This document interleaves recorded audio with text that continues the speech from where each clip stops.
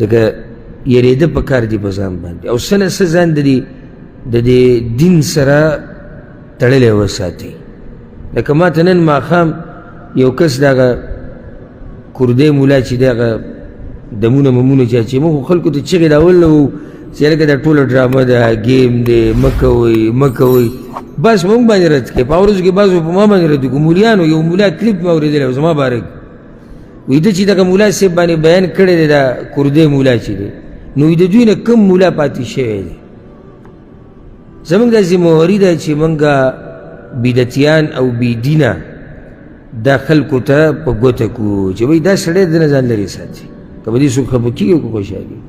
نو نن راته یو ملګري میسیج وکړو، د هغه تصویران یې راولېږل چې تللی دی جرمن ته، ږیره یې خریلې ده او پینټ شرټ یې اچولي ده، خپل صحیح لارې ته اوس راوړېدلی.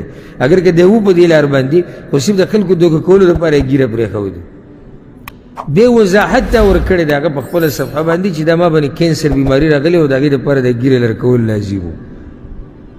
او عجیبه کینسر دی چې صرف ږیره لرې کول لازم و، لکه د سر ویښته پاتې دي، برید صحیح دي، روزي صحیح دي، د سترګو باڼه صحیح دي، د نور بدن ویښته برابر دي، خو صرف دا ناشنا بیماري ده چې څه لرې کول لازم و، ږیره لرې کول لازم و.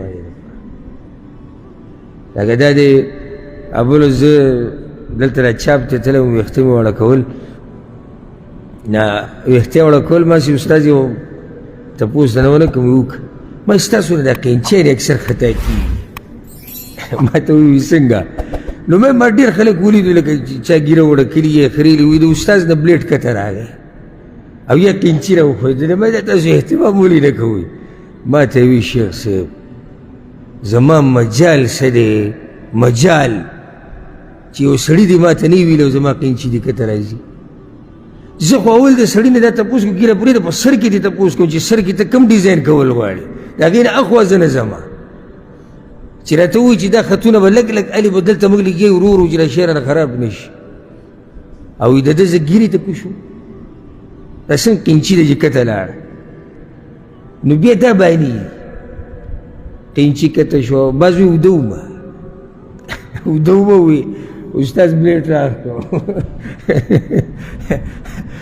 موږ چې ته کیرو والله که د چا جاهلي چې صرف دا قینچي خو لیدل تاسې وکړسئ، صرف کړس خو لیدل ته وکړي هغه شي چې کړسئ چې موږ ورته څه وایو. او د دې ځوان نه ږیره پوره والې ده او دی اوده پروت و. ایره خو د ګناه چې وکړي دا ځان له یو مصیبت ته، بیا چې د ګناه نه دا ناروا غونته کې وزر ګوري دا بیا بل مصیبت دی. د الله دې زموږ په حال رحم وکړي. نو کردي صاحب ږیره والې ده، اوس وایي چې دا زما په مخ باندې کینسر راغلی دی، نو د هغې دلاسې ډاکټرانو راته دا وایي چې ته به ږیره لازم لرې کړې. نو الله دې زموږ په حال رحم وکړي. خبره مې دا کوله چې دین پورې ځان تړلی وساته، د فتنو دور د هېڅ پته نه لګي.